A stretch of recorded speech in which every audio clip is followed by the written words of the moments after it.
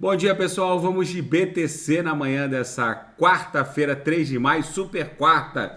Agora na Espanha, 10 horas e 24 minutos. No Brasil, 5 e 24 da manhã. Hoje tem decisão da taxa básica de juros pelo Federal Reserve. O comitê do Fed, depois da divulgação da taxa básica, vai promover um pronunciamento. O Jerome Powell vai dar uma indicação no sentido de pausar ou não esse rally de aumento das taxas de juros. Vamos ver como isso vai se desdobrar. O mercado vai ficar bastante volátil hoje. Eu estou no gráfico de 4 horas, ancorado pela banda de VWAP semanal. Vocês vejam que o que está segurando o preço da BTC é justamente a própria VWAP semanal, que está nesse patamar aqui de 28.650, 640. Ontem a gente chegou a ficar um tempo acima desse patamar, fizemos a máxima em 28.879, mas aí recuou. Parece que a gente está desenhando uma subfigura triangular aqui, ó, logo abaixo da VWAP semanal, dentro dessa cunha triangular mais ampla que ela está desenhando aqui no 4 horas. Então isso aqui provavelmente vai explodir para cima para estressar a aresta superior, que está lá em 29.700. Agora eu vou pular para o gráfico mensal porque ocorreu uma fenomenologia gráfica muito interessante, que foi o cruzamento da exponencial curta contra a exponencial, o cruzamento de baixo para cima da exponencial lenta contra a curta. A última vez que isso aconteceu foi aqui, ó, no mês de junho de 2020, em que a exponencial lenta, a curta cruzou de baixo para cima a lenta, e a BTC catapultou de 7.400 dólares em direção a 64 mil dólares. Então vou repetir. A última vez que essa fenomenologia gráfica aconteceu, que foi o cruzamento da exponencial curta de baixo para cima contra a lenta, a BTC catapultou desse patamar aqui, ó, até o target dessa pernada impulsiva, que foi 64 mil dólares. Ó. Ela catapultou desse patamar aqui até o target dessa pernada impulsiva. Depois ela corrigiu para 30 mil e depois foi bater em 69 mil, que foi a máxima de todos os tempos. Mas o fato é que depois do cruzamento da exponencial curta contra a lenta de baixo para cima, ela promoveu uma explosão que em termos de valorização deu 658%. Então se a gente protagonizar a metade dessa valorização, vamos botar aqui 300%, só para a gente ter uma ideia, porque nas corridas de touros anteriores a gente sempre promove valorizações mais contundentes. Os halvings subsequentes não promovem uma valorização tão violenta. Ó, se a gente buscar aqui metade do que ela promoveu nesse último cruzamento da exponencial curta contra a lenta de baixo para cima, a gente iria a 110.485 dólares. Enfim, fica como mais um elemento que indicia fortemente que a gente já atingiu o fundo dessa história correcional. Tem analistas dizendo que a gente vai a 12, a 15. Gente, isso é loucura. Não tem, olha o gráfico mensal. Não tem mais como essa inércia movimentacional ser revertida. Lembrando que o gráfico mensal, ele em termos de inércia do movimento, de ímpeto da força compradora que está se desdobrando, não tem mais como reverter e segurar. Olha aqui, a gente está abrindo a primeira barrinha de amplitude ondulacional compradora, barrinha esverdeada da amplitude ondulacional compradora no mensal. Ou seja, isso aqui é um movimento sem volta. A pasta já saiu do tubo em termos dessa nova pernada que vai levar a BTC para cima de 100 mil dólares. Agora eu vou pular para o gráfico semanal, ancorado na nossa salva de VWAPs, que por sua vez está estabilizada aqui com base na máxima de 2017, que a gente bateu 20 mil dólares. Essa é a nossa referência para poder criar toda essa salva de VWAPs. A gente está ancorado na máxima de 2017. Essa salva de VWAPs é muito interessante justamente porque a gente tem uma noção de target para a próxima corrida de touros que a BTC vai protagonizar. Então aqui, ó, se a gente pegar a upper dessa salva gerada pela máxima de 2017 e for até a upper gerada pela máxima que aconteceu em 2021, a gente valorizou 351%. Então, como as corridas de touro subsequentes não valorizam tanto quanto as anteriores, então vamos botar que da máxima dessa salva gerada pelo topo de 2021, a gente protagoniza aqui algo em torno de 150%. Vamos botar aqui 140%. A BTC bateria na máxima desse próximo bull run, que vai se desdobrar a partir do halving de março de 2024, a BTC bateria no mínimo 206 mil dólares. Na minha leitura, ela vai ficar entre 220 e 240 mil dólares, com base em outras análises que eu já tinha feito aqui no canal. Mas enfim, vai ficar nesse patamar, um pouquinho acima, um pouquinho abaixo. Aqui no nosso candle semanal, cujo desenho começou segunda-feira, anteontem, a gente está desenhando um corpo real comprador, revertemos aquele candle vendedor. Agora a gente precisa encarar a nossa resistência mais brutal, que é 30 mil dólares, que foi testada várias vezes, de cima para baixo foi um suporte poderosíssimo, foi testado 1, 2, 3, 4, 5, 6, 7, 8, 9 vezes. Também quando a gente furou, antes de furar, bateu 1, 2, 3, 4, 5 vezes antes de furar, ela ficou pipocando em 30 mil, aí furou de cima para baixo. E agora, de baixo para cima, obviamente, a primeira tentativa foi falha. A gente bateu 31 mil, voltou para o patamar de 26.900 e pouco. Chegamos a fazer a mínima em 26.981. Agora, é bem provável que a partir da segunda, terceira tentativa, a gente consiga buscar a faixa de justiça do preço. Agora eu estou no diário. A gente está promovendo um corpo real vendedor muito tímido, fortemente engolfado pelo corpo real de ontem, ou seja, esse ímpeto vendedor já encontrou um ponto de reflexão, de inflexão aqui, ó, na agulhada do dia 1º de maio, a gente quase beijou a base dessa nossa cunha triangular. Esse corpo real fortemente engolfado pelo corpo real de ontem é um ponto de inflexão muito interessante, né, nesse ímpeto vendedor, que agora deve se desdobrar em mais uma tentativa de furar de baixo para cima a nossa cunha. É muitíssimo improvável que a BTC incursione para dentro da nuvem, porque ela normalmente não faz isso nesse setor mais espesso. O setor mais espesso costuma representar uma função de suporte ou resistência, de suporte de cima para baixo, resistência de baixo para cima, mas ele costuma representar e exercer a função de suporte de forma muito mais contundente, e normalmente o ativo não cruza a nuvem nesse setor mais espesso, ele cruza nesse setor mais estreito, como aqui, ó, nesse setor mais estreito. No setor mais espesso, a gente promove a repulsa magnética, que é isso que vai levar a BTC para 36 mil dólares. No intraday, a BTC tá um reloginho. Hoje já ofertei mais de 4 sinais do Copy Trade, todos fecharam no gain, com lucro no bolso dos assinantes. Ontem, todos os sinais da sala fecharam no gain, com lucro no bolso dos assinantes. Hoje, daqui a pouco, eu vou ofertar sinais. Como é um dia volátil, eu vou ofertar de forma escalonada.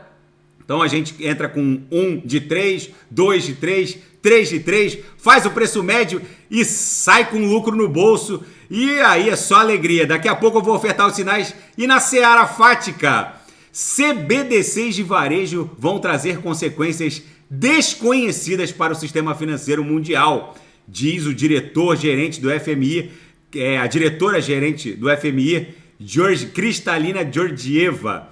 Enfim, segundo ela, as CBDCs de varejo são as moedas virtuais apoiadas por estados soberanos e emitidas por bancos centrais para uso amplo de consumidores e empresas. Os CBDCs de atacado são igualmente emitidos por bancos centrais, mas são projetados para permitir que instituições financeiras realizem depósitos de reserva junto aos bancos centrais.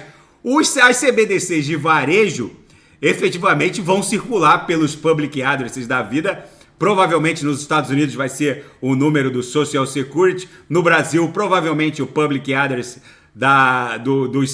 dos usuários serão os seus respectivos CPFs. Mas enfim, aqui na Europa vai ser o NIE, né? No meu caso é o NIE, né? Que é o número de identificação de estrangeiro na Espanha, ou qualquer outro identificador, mas enfim, não importa qual seja a maneira de se criar o Public Address, o fato é que essas CBDCs de varejo rodando em blockchain de bancos centrais não vai ser objeto de um controle quanto à circulação, justamente porque os bancos centrais eles podem promover uma regulação macro, mas não podem evitar que fulano, ciclano ou beltrano gaste ou promova as transferências em favor de X, Y, Z. Simplesmente, hoje o que se tem nas instituições financeiras tradicionais é que se um sujeito recebe um depósito de R$1 bilhão no Bradesco, é óbvio que o gerente da minha conta do Bradesco no Rio de Janeiro vai me ligar e se eu não der uma explicação plausível, eu mal vou conseguir gastar aquele dinheiro. Com certeza, os órgãos de regulação anti-lavagem ou qualquer órgão nesse sentido vão ser comunicados. No caso das CBDCs de varejo, isso não vai ser possível. Se um usuário recebe uma transferência de CBDC no valor de 1 bi, imediatamente ele pode passar para frente, pode colocar numa DeFi, pode eventualmente até num protocolo cross-chain transformar em outra CBDC e os bancos centrais e os reguladores pouco ou nada vão poder fazer, simplesmente eles vão poder escrutinar de uma forma macro, mas sem evitar a circulação em si de riquezas. E isso vai impactar muito todo o sistema financeiro global. E Lisboa, Berlim e Paris estão entre os centros criptográficos emergentes na Europa. É o novo normal. Começou a briga depois que saiu o marco regulatório aprovado pelo Parlamento da União Europeia. Começou a briga para saber qual vai ser o grande hub cripto europeu. E os devs e engenheiros criptográficos voltados ao desenvolvimento de protocolos em blockchain afirmam que a única maneira de controlar a inteligência artificial vai ser via redes descentralizadas, monetizando conteúdos com alto valor de fidedignidade, ou seja, a desinformação promovida eventualmente pela inteligência artificial vai passar por esse filtro DEX. Na verdade, os grandes protocolos de inteligência artificial que vão dominar a sistemática e as grandes interfaces, elas vão precisar desse filtro DEX. Na verdade, usuários e até outros protocolos de inteligência artificial vão promover um filtro de desinformação e os conteúdos mais valiosos ou fidedignos sofrerão remuneração em cripto. É o novo normal na seara geopolítica e finanças internacionais. Todos os olhos hoje se voltam para o Federal Reserve e a decisão do comitê. Muito provavelmente eles vão aumentar a taxa básica em 0,25%. Mas o que mais importa hoje não é o aumento em si, mas a declaração do comitê do Fed logo após a divulgação do resultado da reunião. O discurso do Jerome Powell vai definir se eles encontraram um pivô para esse rally de aumento ou se haverá novos aumentos subsequentes. Vamos ver como isso vai se desdobrar e por que muitos em Wall Street temem que a crise bancária, principalmente de bancos regionais de médio e pequeno porte, talvez não tenha terminado, mesmo após a venda do First Republic Bank, que foi vendido a toque de caixa no final de semana, meio que a forceps. O JP Morgan foi obrigado a arrematar esse banco falido, que foi objeto de intervenção na semana passada, e meio que liquidado, mas obrigado a ser repassado por um grande banco, no caso o JP Morgan, assumiu o First Republic Bank e garantiu ali que os depositantes tivessem acesso aos seus recursos. O fato é que os investidores estão preocupados, porque ontem no pregão de Wall Street, 2 bancos promoveram a interrupção por alta volatilidade.